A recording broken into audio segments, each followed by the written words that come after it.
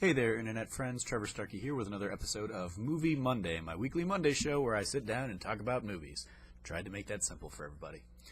Today I am talking about Atomic Blonde, which I went and saw yesterday. If you're not familiar with it, Atomic Blonde is essentially Charlize Theron playing a kind of spy in, she's basically an MI6 agent, and she's been tasked with recovering a list of secret agent identities. This takes place right around the fall of the Berlin Wall in November of 1989, and so she's tasked to go to Germany and go to Berlin and find this watch that has basically a list of all of the secret agents kind of in the area. I don't recall the specifics, but in the area, and it's got their secret identities. So it's kind of one of those stock spy movie stories that you're gonna experience here. I went in thinking, oh, this is basically like a Charlize Theron kind of Bond movie, right? That's kind of what I went in understanding Atomic Blonde to be, and so I was very amused when it was basically like the same premise as I think Skyfall. So yeah, it was the story itself is kind of by the numbers. But the performances and the action, I think, really kind of help this stand out above the crowd a little bit.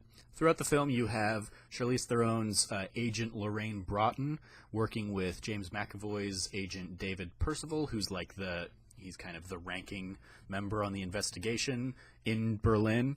He's kind of been there for a while. He's got, his kind of undercover and his connections and stuff in the underworld. Admittedly, the stakes are kind of undercut because the whole framework of the film is that Charlize Theron's character is kind of recounting everything after the fact. She's in basically a debriefing with her superior, played by Toby Jones, as well as like a CIA partner in the investigation, played by John Goodman.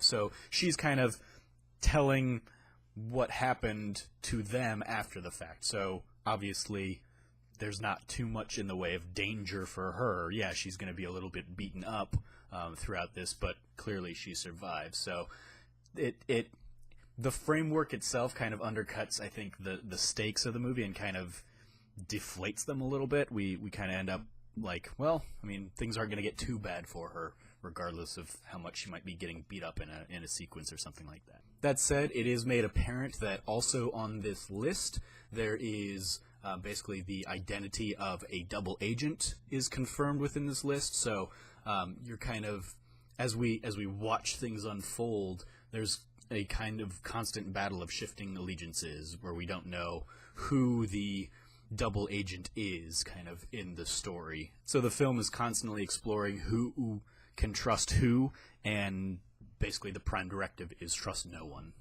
I think setting it at the fall of the Berlin Wall is an interesting kind of time and place to set the film. It certainly gives it its own kind of distinct look and feel, as opposed to it's certainly not something I've seen in like a Bond movie. We don't visit that kind of era. I don't think. I'm admittedly not fully up to speed on every Bond film, but I definitely don't remember Berlin Wall falling era Bond.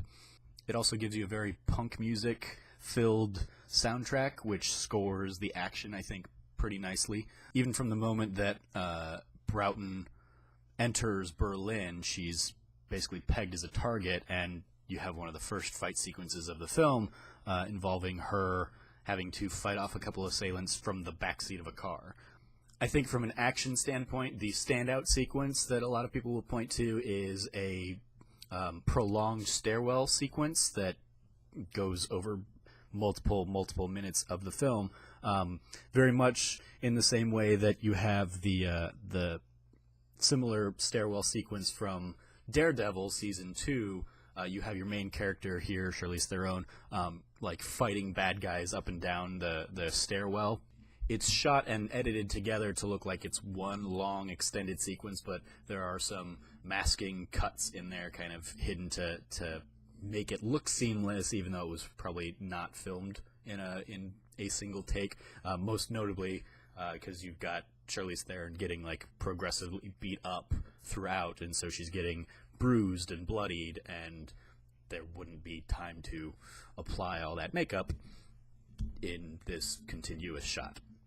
It's still a very cool sequence, and it goes on so long that I was like, oh my goodness, like this, they've been really playing with this one long cut scene, and it was a nice kind of change of pace for, I think, a lot of action films these days kind of get overly chopped up, and so we see like edit every few seconds to hide all of the action that's going on and make it seem more frenetic. But seeing it over one take really kind of drives home that like this is brutal, and you're getting to see kind of every punch thrown. I think Theron's performance here serves as a great companion piece to her work as Furiosa in Mad Max Fury Road a couple years ago. Once again, you have her basically playing a very strong woman capable of commanding the screen in a genre very typically kind of dominated by male stars. But her character here never comes across weak. Even when she's beaten and bruised, she pushes through the pain. She's got a plan. She makes it work. Meanwhile, you have David McAvoy's Percival, who is very intentionally ambiguous from the jump. So you're keeping the audience guessing as to where his allegiances really lie, and if he's the double agent, who's the double agent, what's going on there. Toby Jones and John Goodman make the most of, I think, their limited screen time. They're effectively reacting to Charlize Theron's story as she tells it, and you get a lot of like cuts to the present where they're just kind of reacting to something that we as the audience just saw and she has just told them.